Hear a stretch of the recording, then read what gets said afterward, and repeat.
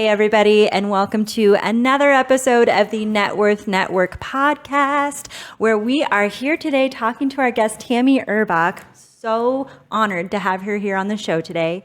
Tammy is the CEO and founder of 4BR. You've probably heard of it, which started in 2010, so over a decade ago. Amazing.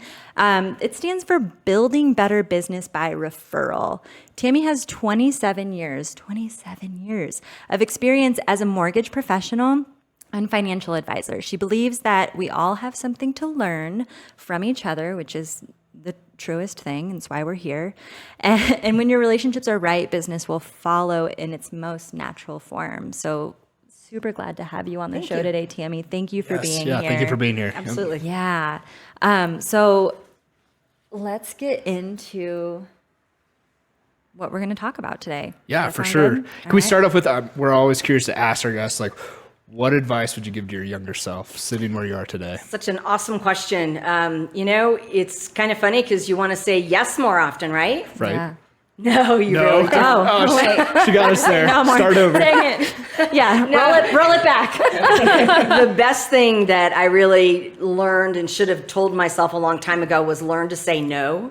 Because when you actually are saying no, you're saying yes to yourself. And that is not a bad thing. It's too easy to say yes all the time, which I found myself doing. And, with life and kids and work and everything else, you really take a back seat and things don't move forward in the way they could if you really had some balance and a little bit more of priority in your life. So that is the advice I would have given myself. Absolutely say no way more often. Very good. I am a to write that recovering down. people pleaser, so that is excellent advice to hear. Really good. Thank you. Yeah, thank you. Thank you. Thank you. I'm curious too, we were talking before starting the recording and you mentioned, one of the things you do is it's all around groups of entrepreneurs, business owners coming through. What's the past year and a half to 2 years been like for these groups that you're running? Well, I'll try not to swear. Please do. Please do. No, you're good. Okay, then it's been hell. It's been incredibly interesting with the diverse organization that we have and really the multi-generational people that we have in households. It seemed like being shut down was becoming imminent or a thing that was going to happen with COVID. I just really felt that our organization was really at great risk because we have infants, we have toddlers, we have pregnant mothers, we have elderly parents all living in, mixed households. And so I made the early decision before the government shut us down to actually move us online before everybody else did. So I was ahead of the Zoom crowd, which was awesome. Trendsetter. That's good. I had the fun of learning that Zoom will let you schedule concurrent meetings, but they won't let you run them. Oh, no. And you don't know that until you start running concurrent meetings. And then your text is blowing up and people are calling you and emailing you. I got kicked out. How do I get back on? So we went through a crash course, in 25 groups over Zoom, just kind of learning it. And it was new technology for everybody. And I sent Zoom a message and I got a response 10 weeks later. So Google was my friend in that time period because I had to get answers. But we were ahead of the curve. And I think that really helped our organization. And it took kind of the fear factor away from our membership because we didn't miss a beat. Like, you still have to do business. You still have to earn a living. Mm-hmm. The fact that you're shut down doesn't change that. We've got to find a way to persevere and move it forward and not just be sitting in paralyzed fear. Let's do something positive and make it happen. So I think the fact that we did that really at least kept, for my membership, it kept them with something that was very normal to their weekly life beyond the four border walls of their homes. So it was crazy, but we survived. Very good. Did you have to do anything special, you think, to continue to facilitate? I know you mentioned before it's very much about connection in your group versus just seeking transactions. We didn't stop anything that 4BR offers. Okay, we had to stop Family Day at the Rockies and things like that. Sure. But, from functioning things with meetings and networking and trainings and all of the things that as an organization we do, we just didn't miss a beat. We just figured out a way to take it to the Zoom platform and we would run meetings. I mean, I conducted a scavenger hunt on Zoom, which was absolutely hysterical because some of these people live in some like crazy houses with stairs. And I would reveal their item and they'd just like zoom out of their chairs running, and then they'd come skidding back in, like sliding into home plate, with, I got it, I have it. Am I the first one? No. No, wow. Oh, very good. Very good. Well, do you want to go ahead and get started in this? Yeah, let's do it. All right. What do we got? So here we go. The topic of the show today. So nature versus nurture, Joker versus Batman. The title of this episode is Nature versus Nurture. The topic behind the title is based on business professionals operating in their inclination to be transaction-minded, more like what you were saying, more transaction-minded versus relationship-minded. We want to encourage people to be, for their desire to build and foster relationships versus just transaction. So that's what we're going to talk about today. Very good. Tammy Good doesn't deal. know what we're going to talk about. We've hidden all of this from We her. haven't told So her any of the surprise! questions. But you're not allowed to say no to any of the questions. Oh yeah, and well, she just said she's allowed to say no. Right. It's really self-care. Right. So so Joker versus Batman, nature versus nurture. Here we go. Let's do it. Yeah. All right, Kevin. What is our first question today? In your opinion, what is the difference between nature and nurture? As it relates to business professionals, yes? Yes. All right, Yeah. awesome. Well, it's really interesting because nature is your innate desire to make a paycheck.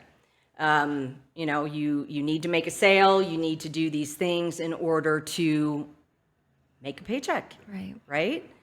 And so the inexperienced person, that's really where they tend to go. And it may work well for them and it may not. I'm known for saying that if you chase transactions, you will always chase transactions. Yeah. And for some people, that's what they're about. And God love them. I think it's a much smarter business practice to really work on fostering the relationships, because in the end, when you work on the relationship first, the transactions will follow and they'll be natural. It's not a forced thing. And if one of you leaves the transaction because your relationships were right, the transaction will prevail. And they're not going to just jump to a different provider because they have a commitment to you. Their relationship is with you. It's not with the product. So they're not just looking for the next person to sell it to them. Yeah. They go, I know you, I care about you, I trust you, I know your family, I know that the money I put in your pocket is important to you, but I also know that you value our relationship first and foremost.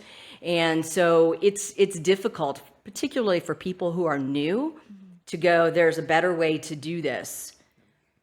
Work on the relationships and the business it will follow. And it's natural. They don't even think about it. They don't even often know that they even did it. Yeah. It's just what they do. Because bottom line, they care. Yep. And the transaction, there may be some care, but is it care about the relationship or is it care about the paycheck? Right. Absolutely. So it's a different scene.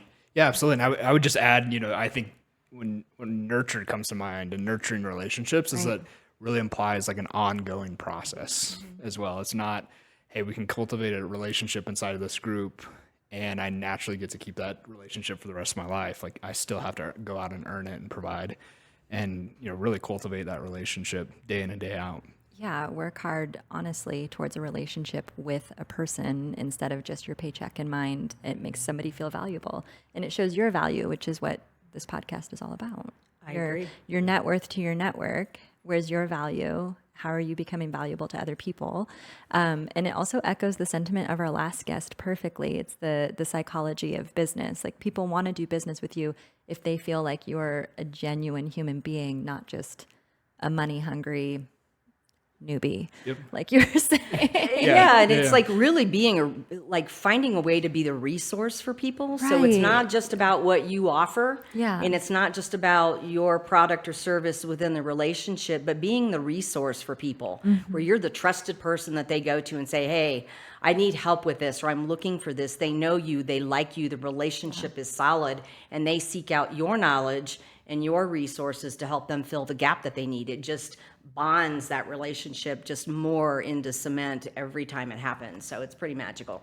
Can you talk to like how over your time you've you've worked to become that resource for people? Because I hear question. people all the time in these networking groups of like, I want to be the go-to person. How do we That become way, more genuine, I can more connect to likable? somebody else, right? We hear that all the Yeah. time. Like, what are specific examples? You got to do the work to get there. So, people either love networking or they hate networking, and they network for the right reasons or the wrong reasons. And when you network to develop the resources and develop the relationships so that when you're giving someone's name, that their reputation is solid, but so is yours. Yeah. So you've already developed the trust, but it takes work. You've got to put in the time and you've got to meet the people and deal with the business card pushers to get through to the people that are genuine and the people that you want to go, hey, let's have a conversation because I might be able to use you as a resource for people that I know. And, it's awesome. I mean, I get asked for resources every day of the week. People email me, they text me, they Facebook me and say, hey, I'm looking for this, or I have somebody that's looking for this. Who do you know? They trust me to be that go-to person.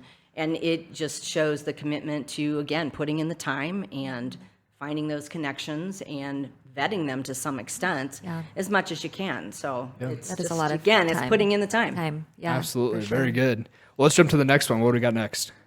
What drives your professional network more, nature or nurture? Oh, we know the answer to this question. Yes. But go ahead, Tammy. we start with the softballs first. Try this. Yes. No, we are all about, in 4BR, we are all about the relationships, and we talk about it constantly. It's kind of ingrained into the culture and the community that we offer. It's just really, truly important to go, and that's why I say it all the time. You can chase transactions all day and all night, and at the end of your career, that's all you will have. It's lonely. Transactions are a lonely business, necessary for a paycheck, but if you put the relationship first, the transactions follow. So yeah, kind of redundant and repeating myself, but it is, we've just seen it. 4BR is over 11 years old now, and we see it all day and all night. We have people that started out in groups together that aren't even members any longer. They stay on the peripheral, they attend our events, but they go on vacations together. The relationships I love that. are real. They're genuine. We're real people, and we put transactions second. Yeah. So I'm curious. People have been successful based off of transactional relationships right now. What do you think kind of leads people to going that route, staying away from relationships and just going into these network events, trying to get as many business cards as they can? There are people who I think are only comfortable in that space, and without the ability to find an organization or a group or a space where you can learn to nurture a real relationship, they don't know any different. And, it's like you got a sales boss and he's like, go sell, go meet people, go do this. While, they sit in their office and they haven't been on the street in years. They didn't build relationships 20 years ago. It was not what it is today. So they need a place to be able to be comfortable and learn what the relationship side is like. Otherwise, transactions is all they know, and that's all they're actually comfortable with. And there are people who really aren't interested in relationships. So they prefer to, maybe it's just they feel like that's how they have to hustle. I don't know. I feel like it's a lonely place to be in business when you're just really chasing transactions for the sake of doing that, because you're always looking for something new and you don't have that referral network to really make your life easier in sales. Yeah. Have you found it's even, I know your groups are spread out across several different cities. Have you found out it kind of varies city by city almost culture-wise, if people lean more towards relationships versus transactions, or are you fairly insulated in the groups that you run? I don't really feel like it's at least not where we're at, because we've got groups from Cheyenne to Colorado Springs. So our market is, while the pockets are different, the desire within the groups, again, it's just the culture that we cultivate that pushes it. So if you're in it for a transaction, you're pretty transparent and people know that. And since that's not our culture, we don't tend to find people with that transaction focused in our environment. Yeah. No, Awesome. that's good. That's good. All right, let's move on to the next one. What do we got? Kevin. In the interest of balance, does nature need nurture and vice versa? So in the interest balance, does nature need nurture? And I would vice say absolutely there is a balancing act, because within every relationship, it's awesome to have relationships, but if you are ultimately still trying to do business, you still need the transactions to kind of fuel that. So you've got to find the balance. And again, I truly believe that if you build those right relationships, it just happens. It's not anything that's forced. It's not contrived. It's just genuine. And it's like, I get you. I understand what you do. I know what you have can help me. And I've made the decision that I want to work with you. So let's do the transaction. But we're doing the transaction as a result of our relationship and not the other way around. In other words, I'm comfortable with giving you a paycheck because I believe in you and I trust you. Right. No, that's great. That's so important. I agree. So that's something that you teach in your groups, or? Yeah, so we have a focus on personal and professional development in the group. So we work on different development projects throughout the course of the year, and it really is designed to help our professionals in our membership groups to build those skills. They're not just natural to people. No. Some people are natural relationship people, but for a lot of people, I'd say almost the majority, it becomes a learned skill. And the beauty of what we do with the personal and professional development focus that we have is that when you are in a room of people and you are working on yourself and you're working on your business together, kind of really like in a support area, your relationships are very different. You're comfortable sharing your vulnerabilities, you're comfortable learning. And again, it takes those relationships in such a deeper path than just dealing with the transaction. So we really try to help those professionals, those business people, to go take it to the next level. So do the work, learn, don't be afraid, because it's a comfortable space and you all benefit from it in the end.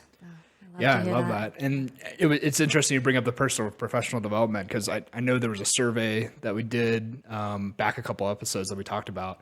And that was one of the biggest complaints about the networking events that are out there today. Yeah. Is there is no personal and professional development in there. So it gives them that extra reason to show up and contribute. So love that. Awesome. Yeah, not just transactional. Very good. Awesome. What do we got next? We got one for you guys. All right. For all of us. Here it goes. Okay. When it really comes down to it, are successful people really just wolves in sheep's clothing? Okay. That's a good question. So when it comes down to it, are successful people really just wolves in sheep's clothing? Tammy? Tammy, you're up. My genuine answer is no. Okay. Absolutely not. Not a I cynic. I don't believe that at all. And when you meet the wolf, you know it. You know. When you build your world and your life around good relationships, the wolf shows himself real quickly. Okay. And it almost just becomes that gut instinct where you're like, this doesn't feel right, because everything else that you've been doing is this good, warm space. And the wolf is not a good, warm space. So it's just, I think it's easy when you've grown in the culture like 4BR offers to go, this isn't genuine. I mean, I will tell you, we will have people that will visit and the texts will fly, the emails will fly. You can see. Got a it. wolf. Yeah. You know, and be concerned with that. So those are things that we're watchful of our own flock in that regard, because they are out there. Yeah, I would say maybe in the way that this question is phrased, right, it almost applies like a negative intent. But I would say, from what I've found in the relationships that I've developed in networking, there's a tendency, not only for myself, like in the beginning, but what I start to see in others is that the successful people that are out there in these groups, sometimes we portray ourselves to be maybe a little bit more successful than we are. Like when we ask the questions of like, hey, how's business going, right? We're very quick to say all the good things. So good. Everything's going great, right? But internally, like there's so many things I think that we're all struggling with and things that aren't going well that it's not the first thing that we bring up, right? So who we portray ourselves to be sometimes can be completely different. Yeah. And I like what you said. They're going to show them their true colors eventually, right? So They're very good at They're it. only going to be successful for an amount of time, Right. Before they have no relationships to fall back on, and the transactions run out because there's no relationships, and then they're just unsuccessful wolves in bad clothes. In bad clothes. Oh, very good. Very good. All right, what do we got next? I got one more for you. Okay. considering the fact that we live in a capitalist society, nice guys really finish last? Oh, gosh. Considering the fact that we live in it's a a capitalist controversial system, do question. nice guys always finish last? Definitely. Okay. Definitely nice guys No, finish last. definitely. Interesting question. Interesting questions. Yeah. Whoa! That was short and sweet, right? Yes. Yep, absolutely. Yes. Cut. We're over. All right. Oh, do nice guys always finish last? No, that's just not true. Okay. I think that nice guys are more generous. I think they're more giving. Yeah. I think they are more resourceful. They're looking for the good in people. And what does finish last mean? Is it your paycheck? Subjective, Is yeah. it what's in your heart? I mean, it's different for everybody. There's not just one solid answer to that question. Yeah. So it's kind of going, what does success mean to you? It means a lot of different things to a lot of people. So I think you take that nice guy and you go, what's important to them and how do they feel about where they sit and where they're finishing? So I don't feel that nice guys finish last at all, because again, it's different for everybody and everybody holds it in a different place. And no, they don't. I don't think so at all. I mean, you just turned my whole opinion on its head. I was thinking, oh yeah, of course they do. Because I'm, as a nice gal, I will always finish last because I'm always concerned about other people, not myself. You know, I'm not just climbing. I'm like reaching behind me and just like, you come up. And I feel like, you know, the wolves and the bad guys, I don't think they're bad. They're just the transactional people. They will just run ahead of everybody. That caring about others is the value that you perceive You're of so yourself. right. And Yeah. that's the beauty of not finishing last. If that's important to you, then you finished first. And it is. That's the most important thing to me. Yeah. And I will say the challenge that I see is like there are people that I've met that give and give and give and give, and eventually you have to have money to keep the doors open, right? So True. one of the books I really enjoyed was The Go-Giver, and it's really the last chapter there, which as a giver you can give and give and give, but at some point you have to receive, and you have to be open to receiving. So sometimes we have to be open to receiving is and receiving at the same time. That's super hard, especially if you're a giver, for sure. It's definitely a balancing act, and you see it time and again because people do that. So again, that's the gift of learning to say no, and also giving to give, but learning to ask for yourself. You know, as kids, most of us grew up. Yeah. You don't ask. Asking is not polite. It's rude. You don't do it. Yeah. And it's okay to ask, but most people aren't comfortable doing it.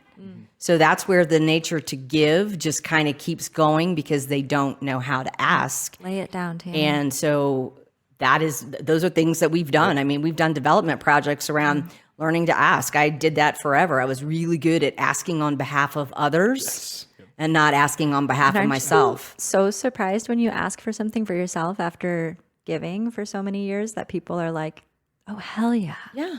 Oh, I want to give you People everything. want to help. Yes. They want to help, but they're waiting on you to ask. They Yeah. don't just offer. Yeah. And so, you know, it's courage. It's like standing in the mirror and going, okay, what can I ask for today? It's vulnerable. Yeah. Yeah. And But that's you got to hard. get past it. Yeah. Well, that's awesome. We are going to wrap it up on that note, that powerful note, I think. Hopefully that was hopeful for all of you listening at home. Thanks for listening to the NetWorth Network podcast. That's our tongue twister every episode. We're helping to usher in a new era of networking. If you've found what Tammy said here today helpful, share it with your friends. Link us, subscribe, watch our videos. Let us know in the comments. Robert and I would absolutely love to hear your thoughts. Absolutely. And of course, you know, this wouldn't be possible without any of our sponsors. So we've got SalesCake, DIY marketing company. I have to say that's an amazing name for a sales company. SalesCake. Easy as cake. Is that their tagline? Piece of cake. And Inherent Foundation, a men's mental wellness organization. And of course, Andersen Windows, a Windows installation. We obviously couldn't do this support without these sponsors, or we couldn't do the show without their support. So definitely check out the show links that we'll have up and live. And with that, anything you'd like to add, Tammy, before we go? It was awesome and a true honor to be here today. I just love being able to share with others my experience and hope that it helps others, because I know over time you got to challenge yourself and make things happen differently in the end for what makes you happy and what drives your desires and, makes the world go round. It takes all of us to make it happen. So I'm thankful to have been here. Thank you very much. Yeah, thank you, Absolutely. Tammy. All Thanks, right. Robert. Yeah, thank you. We'll see y'all next time. Bye, everyone. Cheers. Cheers. Yes.